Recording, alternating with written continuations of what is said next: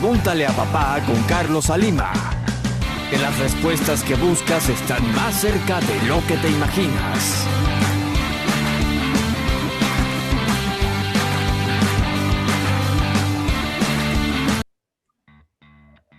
¿Qué tal, mi gente? Este es Pregúntale a Papá y mi nombre es Carlos Salimas. Estamos hoy en un programa muy especial. Mi invitada es Carla López, fonoaudióloga, que no es lo mismo que foniatra. Ok, ya vamos a despejar esa duda. Así que, bueno, bienvenida, Carla, a Pregúntale a Papá. Hola, Carlos, muchas gracias. Sí, sí, te escucho bien. Estamos súper bien con la señal. Muchas gracias por la invitación. La verdad es que para mí es súper importante lo que vamos a hablar hoy día también. Creo que es uno de los principios para toda familia y es una de las grandes preocupaciones también que hay. Cuéntanos, Carla. Vamos a primero aclarar qué hace un fonoaudiólogo y qué hace un foniatra. Bueno, yo soy uno de los que tenía esa gran duda, porque yo pensaba que era lo mismo y no es lo mismo. Lo mismo es una enfermedad del lomo, como dicen por allí. Ajá, cuéntanos, Carla. Mira, la diferencia, en realidad hay un tema cultural también de por medio. Ya el fonoaudiólogo recibe diferentes nombres en diferentes lugares. Acá en Chile se le llama fonoaudiólogo, en España va a ser el logopeda, más en América Central va a ser el foniatra. Pero aún así hay algunas áreas diferentes. Ya el foniatra es como más el profesional de la comunicación, es decir, va a haber lenguaje, habla y voz. ¿Ya? Es como más su especialidad. En cambio, el fonoaudiólogo es un poquito más completo. Ya el fonoaudiólogo no solamente se va a dedicar a la comunicación, sino que también a la alimentación segura, ya también a la comunicación, entonces, y también a la audición. Ya de ahí viene el nombre fonoaudiólogo. Por eso es como un poquito más completo. Ok.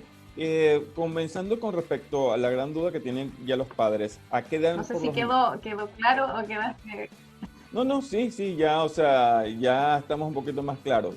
Porque por ahí me habían dicho que no, que es que el fonoaudiólogo se encarga más que todo de la parte infantil, me habían comentado. Ya veo que no es así. Por eso que aquí en Pregúntale Papá le preguntamos a los No, expertos. no, el fonoaudiólogo la verdad es que va desde el nacimiento hasta adulto mayor, eh, es como de todas las edades.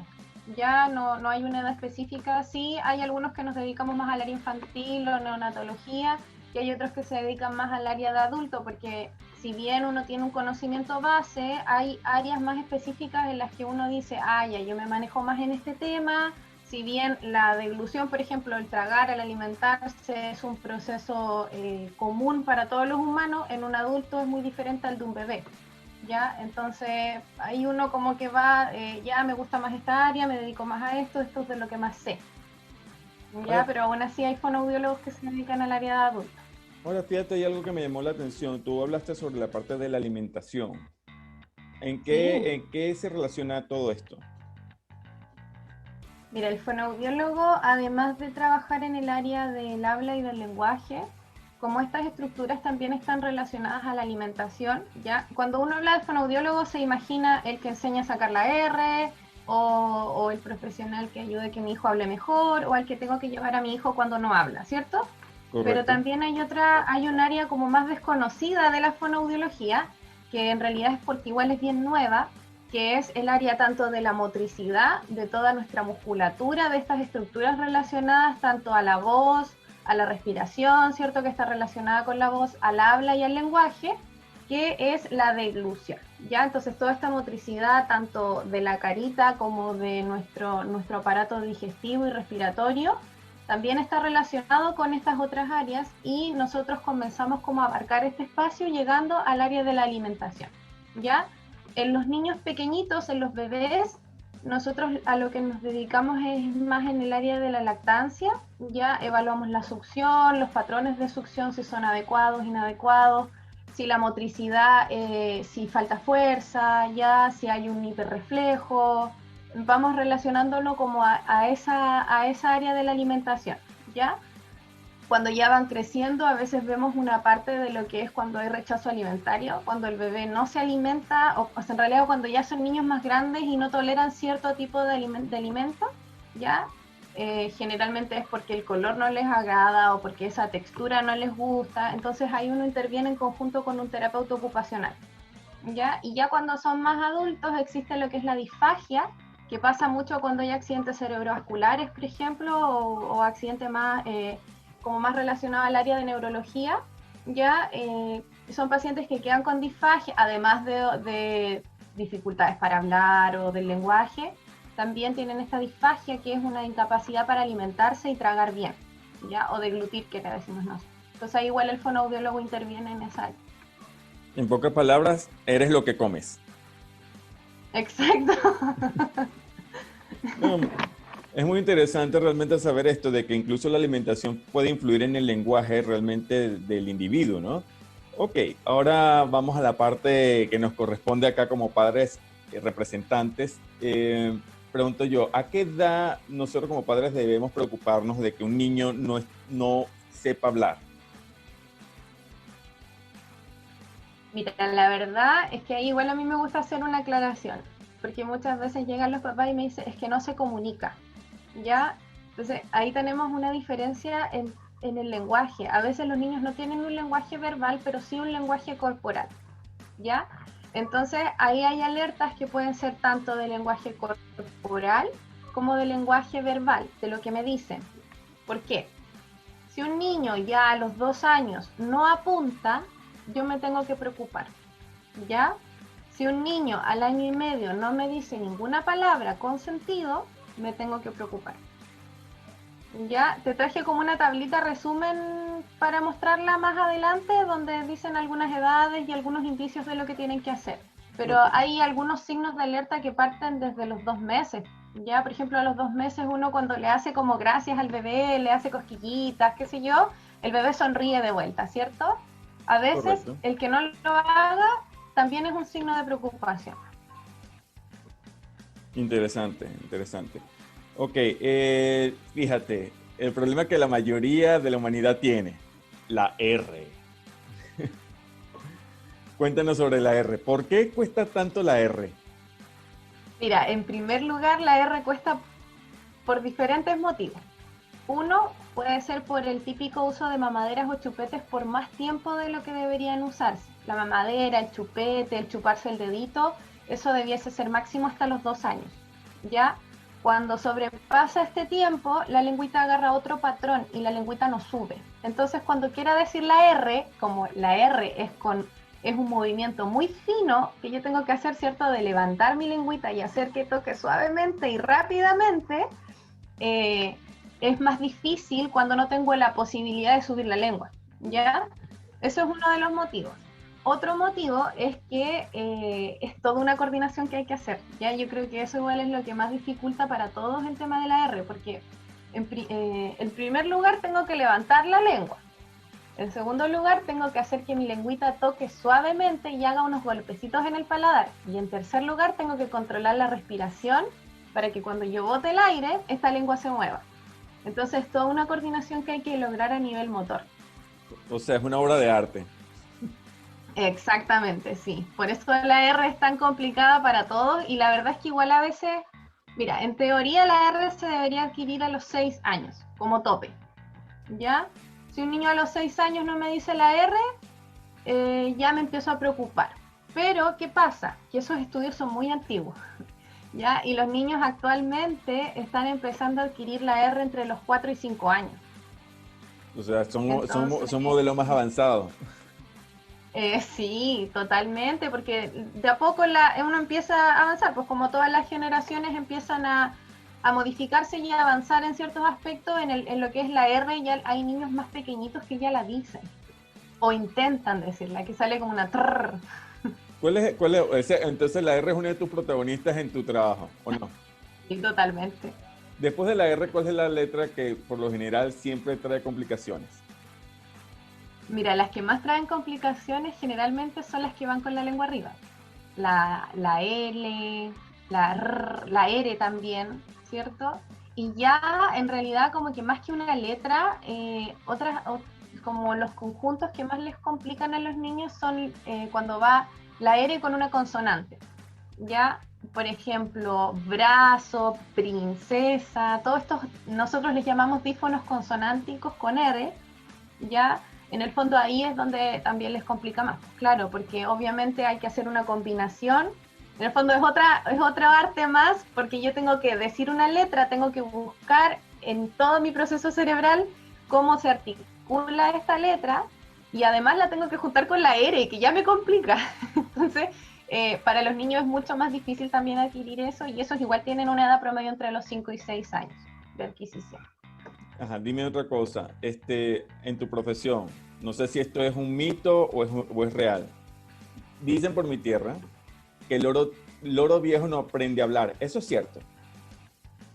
No, mira, lo que sí es que, con eso te refieres a que, por ejemplo, uno cuando ya avanzó en edad, ya es como difícil que lo vuelva a aprender, ¿o no? O sea, fíjate que hay padres que de repente a lo mejor fueron descuidados un poco con respecto a esos detalles que me estás dando referente a la L, a la R, a la R, ¿verdad? Ujú. Y de repente resulta ser de que ya el niño ya es mayor. Hay un influencer venezolano, por cierto, en Instagram, que él se llama Abelardo y él tiene problemas con la R. Y él hace mucha gracia con su problema. Ya él aprendió a asimilar justamente su problema en la R. Y pregunto yo, ¿él podría, o una persona mayor que tenga ese problema con la R, podría corregirlo a pesar de la edad? Sí, totalmente. De hecho, como te mencionaba al principio, hay algunos adultos que por problemas neurológicos y algún accidente, generalmente son accidentes cerebrovasculares, pierden una parte del lenguaje, pierden entre comillas, una parte del lenguaje o pierden la facilidad de poder articular, de poder poner la lengua arriba para decir la L, de cómo se decían las vocales, ¿ya? Y esas personas aprenden nuevamente a hablar. Entonces, no, totalmente. Es que lo que pasa es que igual hay un neuromito que se dice que la neuroplasticidad, ¿cierto? Que es como esta capacidad de las neuronas de decir, esto me sirve, esto no me sirve, ¿cierto? Así como en simples palabras, es como hasta los 3 años, y que de ahí en adelante hay un vacío y lo que no aprendiste, no lo aprendiste, ¿no? Pero no es así. Ya el cerebro es totalmente moldeable hasta ciertas edades, es más moldeable que en otras, ¿cierto? Cuando uno ya es más viejo es más difícil, pero aún así con trabajo y todo se puede lograr.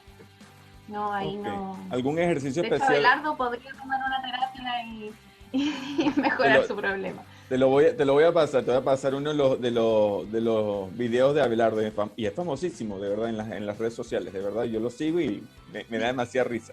Ajá. Fíjate, ¿hay algún ejercicio Hay tanto para... Ah, perdón. hartos, de hecho, hay muchos adultos, yo he visto harto en las noticias, periodistas, por ejemplo, en la televisión, que no pueden decir la R, pero ¿qué hicieron? Lo que llamamos nosotros la posteriorizaron o la velarizaron. Entonces dicen la R. Y se nota, cuando hablan se nota. Bueno, uno a lo mejor lo nota, no sé. Es más, por ahí creo que hay un chiste referente a la R, ¿no? Que dice, bueno, ya no digo carro, digo automóvil. Ya no digo ferrocarril, digo tren. Creo que dice así por ahí, que sustituyen las palabras con R. Ya no me preocupo más por la R. Ajá, fíjate. ¿Hay algún tipo de ejercicio especial para tanto para niños, ¿verdad? Y para adultos para Sí, mejorar la R? sí, totalmente. De hecho, con los niños es un poquito más entretenido, los adultos lo pueden hacer igual. General, es que depende de por qué motivo sea también esta dificultad, pero yo generalmente parto porque empiecen a levantar la lengua y esta lengua empieza a tener un poquito más de fuerza. Entonces, por ejemplo, en los niños yo les doy la indicación en ocasiones de hacer carreras de cucharas, ya, ponerse el mango de la cuchara detrás de los dientes de arriba y sostienen con la punta de la lengua esta cuchara. Idealmente cucharas de plástico que son más livianas. Y van con el papá o la mamá o con cualquiera y hacen una carrera en la casa con la cuchara en la boca. ¿Ya? ¿Cuál es la idea? Que mantenga el mayor tiempo posible la lengua arriba y que esté haciendo fuerza. Ya en el fondo es resistencia. Esa es una, por ejemplo, una técnica, hay varias en realidad, hay otras, por ejemplo, de mantener arriba, ponerle un frugelé, no sé si ubicas los frugelé, o gomitas, Ajá. ¿cierto? En el Gomitas. paladar y que la sostengan con la lengua. ¿Me entiendes? Sí, sí, sí, Es que claro. acá en Chile Es como que el Frugelé es como que fuera la única marca que existe, pero hay un montón de gomitas. No, gomita, sí, ya cuando dijiste gomita ya caí automáticamente. Y mira que yo soy dulcero, ¿viste? Sí, no, totalmente. De hecho, también, bueno, con los más adultos, claro, uno ya a lo mejor no trabaja con gomitas ni con juegos porque se pueden sentir infantilizados y en el fondo obviamente no es la idea. No, Entonces con ellos, yo por voy a rajar, ejemplo, uno... yo voy a rajar con las gomitas. Ah, me parece muy bien. Yo también lo trabajé con gomitas. Entonces, se puede hacer, por ejemplo, un barrido lingual, tocando con la punta de la lengua arriba y llevando hacia atrás. Ya, pero en el fondo generalmente se empieza con eso. Y ya después uno empieza a incorporar poco a poco palabras con R o con, bueno, con R en este caso, ¿cierto? Con el sonido R, rueda, ratón, idealmente palabras simples, ¿ya? Porque si yo, por ejemplo, le digo ruleta, es muy complejo porque tiene una L. Ok, ¿Ya? Y si la dificultad, por ejemplo, es que suba la lengua, si yo le pido ruleta, que las tres son con con la lengua arriba, a lo mejor es un poco más complejo. Idealmente palabras de 2 sílabas, palabras simples. perfecto, perfecto. Ahora, fíjate otro detalle que se está presentando, además de la R, y he notado, digamos, por decirte, no sé, con tu nombre no tiene S, digamos, me molesta cuando me dicen Carlos y no Carlos. Ah, ok. Ese tiene que ver Sí, prácticamente también en sí, la de parte hecho, del lenguaje. yo creo que eso es como algo más cultural. Es como, es una aspiración de la S. En el fondo yo, en vez de decir Carlos, digo Carlos. Es como que me tragara la S, ¿cierto? Correcto. Eh, y sí, ocurre mucho y yo creo que es un poco más cultural. Por Es ejemplo, acá en cultural. Chile se da mucho, no en el sur. Ya en el sur se ocupa mucho. Yo soy de allá y de hecho yo también a veces lo hago y me doy cuenta. Me doy cuenta y trato como de corregirlo, pero en el fondo es como para no marcar tanto las al final de las palabras. Bueno, ya que llegamos a ¿Ya? la S, estamos como el abecedario, ya que llegamos a la S, No, está bien. hay algo que me preocupa también. Fíjate, no sé si esto es parte de la influencia del internet con respecto a los niños. Mi hijo no lanza la S, lanza la Z. Y es que creo que, no sé si es porque escucha muchos youtubers españoletes, no sé si realmente, si es porque tiene algún problema. Entonces ahí es donde uno pregunta como padre, ¿es esto que es la parte de la influencia de internet, de YouTube, o es realmente que tiene un problema? ¿Cómo podemos nosotros diferenciar justamente este tipo de problemas? Mira, ahí el tema de la S igual es distinto, ¿ya? Primero hay un desarrollo dental, en realidad más de molares, que tiene que adquirirse por lo menos a los 4 años más o menos, ya adquieren como todos sus dientecitos, ¿cierto? Los niños. Entonces ahí recién empieza a retraerse un poco la lengua, ¿ya? En cuanto al desarrollo. Entonces, cuando la lengüita ya se retrae un poco, es decir, más o menos hasta los 4 años, yo le puedo tolerar una F. ¿Ya? Es común y no se considera un ceseo todavía. ¿Ya? Ahora, la influencia que han generado estos youtubers españoles, o de repente que los niños vean YouTube, vean Peppa Pig en español, o cualquier otro monito animado que les guste, ¿cierto? Otra caricatura en español de España, sí les genera que por imitación ellos comiencen a pronunciar las Z, ¿ya? Lo otro es que a veces cuando enseñan el abecedario también enseñan que la Z se pronuncia como Z, como ¿ya? Y ese sonido la verdad es que en el español latino no está considerado, ¿ya? Nosotros no ocupamos ese sonido en ninguna palabra. Entonces, claro, hay que ver, hasta los 4 años yo se lo puedo soportar. A partir de los 4 años yo empiezo a tratar de corregirle, ¿ya? ¿Y cómo corrijo? La idea es corregir siempre de manera positiva. Yo no le voy a decir, no se dice pedazo, se dice pedazo, ¿ya? Porque ahí estoy pasando por sobre el niño y la verdad es que no le estoy enseñando nada. Pero si el niño me dice, ¿me das un pedazo de pastel? Probablemente lo digan así. Yo le voy a decir, sí, ¿quieres un pedazo de pastel? Y le repito lo que dijo, pero correctamente. ¿Ya? Ok, perfecto. Eso es como una técnica Mira, que se yo puede no sé, aplicar en la casa. a la vez que me recordaste ahorita el uso de la Z, tú me lo recordaste y yo creo que tú eres otra generación, no sé si aquí en Chile dieron ese spam en televisión de la serie El Zorro, entonces El zorro. ¡El zorro! cada vez que escucho la Z me acuerdo, El Zorro, me la quitan esa Z, El Zorro. Sí, yo creo que hay un tema también cultural. Yo siento que a nivel cultural la lingüística, por ejemplo, está como súper botada. Los estudios de lingüística, como los más de renombre, son del siglo XIX, están como súper atrasados. Entonces no hay un estudio cultural de ahora, porque además de la cultura de cada país, ¿cierto? Porque a lo mejor con Argentina, por ejemplo, somos países vecinos, pero nosotros no hablamos con el che ni con la entonación que utilizan ellos y mucho menos la que utilizan los cordobeses, por ejemplo, ¿cierto? Correcto, sí. Pero falta ahí, por ejemplo, poder hacer un estudio de cómo han funcionado, cómo se ha fusionado todo esto con la tecnología. Porque como dices tú, los niños ven YouTube. Los niños no deberían ver tanta pantalla, pero lo ven y uno como papá también es un poco difícil omitírselo. Porque a lo mejor uno lo lleva al colegio y en el colegio o en el jardín le van a mostrar igual estos videos.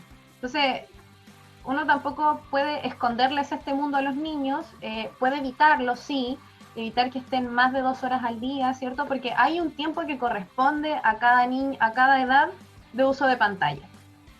¿Ya? Entonces igual tratar de respetar eso y claro, o sea, como te decía, en el fondo no está mal que aprendan porque los niños aprenden por imitación. Entonces, si más encima el Chase de los Paw Patrol dice hostia chaval, ellos van a repetir el hostia chaval porque lo dice el Chase de Paw Patrol. No lo dice mi mamá, lo dice Chase de Paw Patrol. Bueno, eso Entonces, eso es como ver los Simpsons en españolete, en español de España, ¿no? Así te claro, no es lo mismo. sí, para uno es incómodo de hecho. Demasiado incómodo. Ajá, Para Carla, uno, disculpa. Creo que tienes un material audiovisual y estamos ya corriendo el tiempo. Y de ya verdad mira, voy a compartir. ¿Mm? ¿O Voy quieres a dejarlo, compartir pantalla. o quieres dejarlo para otro programa? No, si es corto. Es más Ok. que nada para hablar de estas alertas tempranas. ¿Por qué me enfoco más en las alertas tempranas? Porque lo ideal es tratar de darme cuenta que hay una alteración en lo que es la base del lenguaje de mi hijo previo a los 2 años, ¿ya? Porque mientras antes sea la intervención, mejor va a ser para el niño, porque previo a los 2 años está previo al sistema escolar, entonces no va a entrar al colegio hablando mal, ¿ya? O sin capacidad de comunicarse. ¿Ya? Por eso me enfoco más en lo que es la intervención temprana.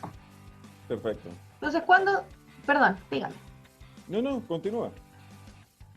¿Cuándo debo preocuparme? Acá tenemos lo que te decía adelante, que es el desarrollo típico, ¿cierto? Vamos a considerar como el desarrollo típico lo que adquiere dentro del periodo acorde a la edad en que debería adquirir estas habilidades, ¿ya? Hay habilidades de la comunicación que son específicas y deberían adquirirlas en ciertas edades. Por ejemplo, entre los 0 y los 12 meses está lo que yo te decía, la sonrisa social, que en realidad es como a los 12. ¿A qué me tengo que preocupar si reacciona o no reacciona? Para ver si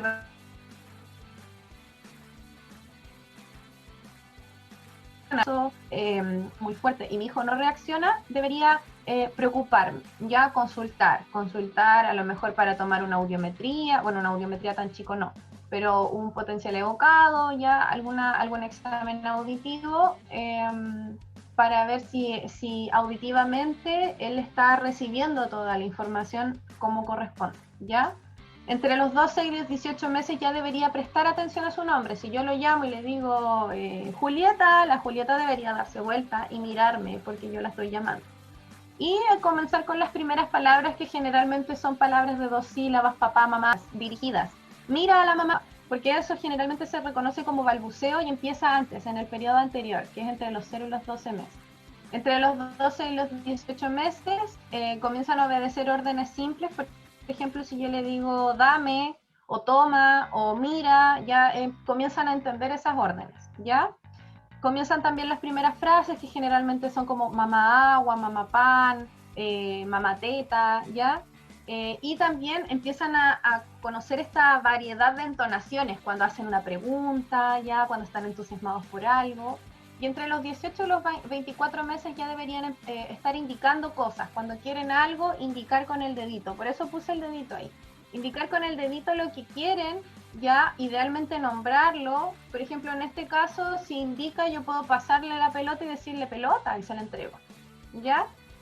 Comienza a usar su nombre e identifica cosas comunes. Por ejemplo, si él tiene un tuto, yo le digo, ¿dónde está el tuto? Y va y busca su tuto y lo trae. ¿Ya? Pero para no dejar preocupados a los papás sin ningún remedio, les dejo algunas estrategias también de estimulación. ¿Ya? Narrar acciones propias y las de su hijo. Por ejemplo, si está jugando con el autito, ¡uy, qué lindo el autito rojo! ¡Avanza! ¡Rum, rum! ¡Avanza el autito rojo! ¿Ya? Leer algunos cuentos con diferentes entonaciones. Obviamente los niños a lo mejor, en realidad tan pequeñitos no pueden leer, pero yo le puedo ir leyendo cuentos cortos, indicándole las imágenes que sí las pueden ver y poniendo entonaciones, ¿ya? Porque es importante que comprendan entonaciones, ¿ya? Y también prestar atención a sus necesidades siempre. Por eso yo les decía adelante, ¿qué pasa a veces? El niño apunta y apunta y apunta a la pelota y nadie le pasa la pelota. Entonces, claro, uno dice, no se la voy a pasar hasta que no me diga pelota. Pero el niño no puede decir pelota porque no sabe decir pelota, ¿ya? Entonces, ¿qué estoy enseñándole yo al niño? Que su comunicación no es efectiva. Entonces, como no hay una comunicación efectiva, no la necesita, ¿ya? Hay que entender que la base de nuestra comunicación, el que nosotros como humanos empecemos a hablar, es porque lo necesitábamos, ¿ya? Al igual que los perros cuando ladran, al igual que los gatos cuando maullan. Cada cual tiene sus claves de comunicación porque lo necesita, ¿ya? Brindar apoyo verbal y no traducir, ¿ya? Tenemos que ser facilitadores, pero en realidad así como muy lejanos, ¿ya? Porque ¿qué pasa? Yo le digo, hola, ¿cómo estás? ¿Cómo te llamas? Se llama Julieta, dice la mamá, ¿ya? Entonces llegan a ser como traductores de lo que el hijo quiere decir o de lo que el hijo iba a decir, porque el niño a veces como que abre la boca y la mamá habla por él, o el papá o la abuela o cualquier otro cuidador traduce lo que el niño iba a decir o lo que quiso tratar de decir, ¿ya? Entonces ahí uno le puede dar apoyo y decirle, ¿cómo te llamas? Y ahí la niña va a decir, no sé, Juleta, o generalmente no dicen bien los primeros nombres. Y obviamente evitar el uso de pantallas, ¿ya? ¿Por qué evitar el uso de pantallas? Porque a veces me dicen, no, si yo lo estimulo, yo le pongo cantando aprendo a hablar, y le pongo el perro chocolo, y le pongo esto, y claro, sí, le están enseñando palabras, y a lo mejor con los videos, pero yo no me comunico con pantallas, yo me comunico con personas, entonces no saco nada con enseñarle el cantando aprendo a hablar, y el perro chocolo, y ponerle todos los videos musicales de estimulación en el día, si en realidad yo como persona no comparto con mi hijo lo que aprendió, ¿ya? Primero, evitar el uso de pantallas en el sentido de que no es sano para ningún niño estar por más de 1 o 2 horas con una pantalla en el día. Y lo otro es que la comunicación es entre personas, no con pantallas, ¿ya? Por eso es importante. Y acá ya el último punto, que son alertas tempranas de autismo, que creí que era importante considerarlo, ya que son aspectos comunicativos que yo puedo observar en un niño a partir de los 18 meses para consultar con un neurólogo infantil, ¿ya? O con el mismo pediatra también. Cuando hay escaso contacto visual o cuando no mira si lo llamo, el lenguaje está ausente o no se le entiende lo que me dice, hay estereotipas, de repente hacen como movimientos con este es como el típico. Hacen esto con las manos. Mueven las manos constantemente. Sí. O el golpe. Ya, Perfecto. eso es como de los más típicos. Ya, a veces tienen un lenguaje verbal adquirido, pero por ejemplo repiten comerciales de televisión. A mí me pasó con un chiquitito que estaba viendo el comercial de Unimark y uno le decía cualquier cosa y decía ¡un osadito! Entonces comienzan a repetir sin ningún sentido en realidad, porque uno le dice, hola, ¿cómo estás?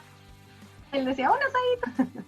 ¿Ya? También existe la hipersensibilidad o la hiposensibilidad, ¿ya? Que es un niño que se golpea y uno dice, pero ¿cómo no le dolió? ¿Cómo no llora? o que de repente le cuesta mucho comer ciertos alimentos, ya la hipersensibilidad y la hiposensibilidad se puede ver en muchos aspectos, pero los más comunes son la alimentación y los golpes. Hay dificultades en el lenguaje en el sentido del hacer como sí, hacer como que le estoy dando comida a mi perrito, hacer como que estoy sirviendo una taza de té, hacer como que el soldadito le habla al otro, ya el hacer como sí, estas como simulaciones en juego, están generalmente ausentes o son muy difíciles en un niño con TEA, ¿ya? Tienden a alinear los juguetes sin tener un fin o meta específico. Los alinean solamente y les gusta que estén alineados. Si uno va y le mueve uno, probablemente se enoje y va y lo va a acomodar nuevamente como lo había dejado, ¿ya? Y también que lamen los objetos o que buscan otro tipo de autoestimulación, que se golpeen con el objeto, que lo huelan, ¿ya? Pero generalmente es que se lo echan a la boca. Y esas son algunas, eso era lo que quería mostrar en realidad. Ok, o sea, esos son entonces indicadores que tal vez nos puedan ayudar nosotros como padres a identificar más o menos qué es lo que necesita nuestro hijo. Bueno, mira Carla, hay un detalle referente a lo que te había comentado. Sí, exacto. A lo de loro viejo no aprende a hablar. Yo soy una muestra viviente de eso. ¿Sabes a qué edad empecé yo a hablar? Que mis padres estaban preocupados. Incluso esto que acabas de comentar es importante saberlo porque yo no hablaba. Yo duré hasta los 5 años, yo no hablaba. Y entonces creían que yo era autista. Y realmente no es así. Es más, ahora hablo hasta por los codos. Hablo hasta de más. No, y en el fondo... no, y en el fondo igual, o sea, a veces uno dice, ya el niño habla, entonces no tiene autismo. No, ya tampoco es que el que no hable sí o sí significa autismo.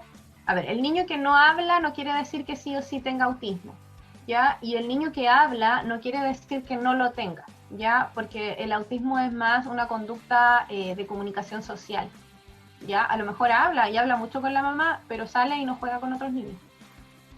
No, sí, es por eso mismo que, o sea, lo más importante en todo caso es que consulte a un especialista, porque entonces incluso, o sea, también hay muchas cosas que pueden afectar. Dentro de ellos, digamos, en mi caso, yo era hijo único.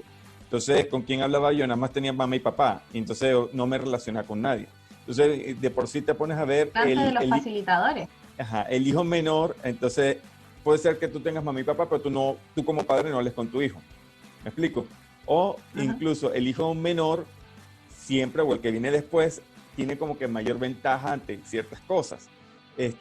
¿Por qué? Porque se ve obligado justamente a aprender más rápido, porque ya tienes un ejemplo, tiene el molde del hermano mayor, y eso suele pasar bastante. Entonces es importante que tomemos en cuenta estos indicadores, ¿no? O sea, hay muchas cosas que pueden estar dentro del ambiente que pueden relacionarse referente a la capacidad del niño para aprender a hablar o de relacionarse socialmente. ¿Ok? Bueno, Carla, mira, ya estamos llegando al final de nuestro programa.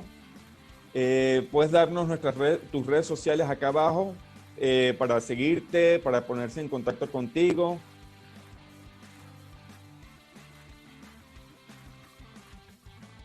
Sí, por supuesto. De hecho, estaban anotaditas igual ahí en la diapositiva.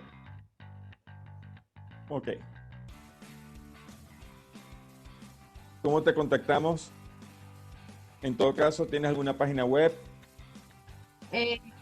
Por el Instagram o el teléfono. Sí, bueno, la del centro, www.centroamay.cl. Perfecto, perfecto. Bueno, señores, además está informarles a ustedes que esto es Pregúntale a Papá. Puede contactarnos a través de nuestras redes sociales, @Pregúntale a Papá, y nuestra página web www.preguntalepapá.com. ¿Ok?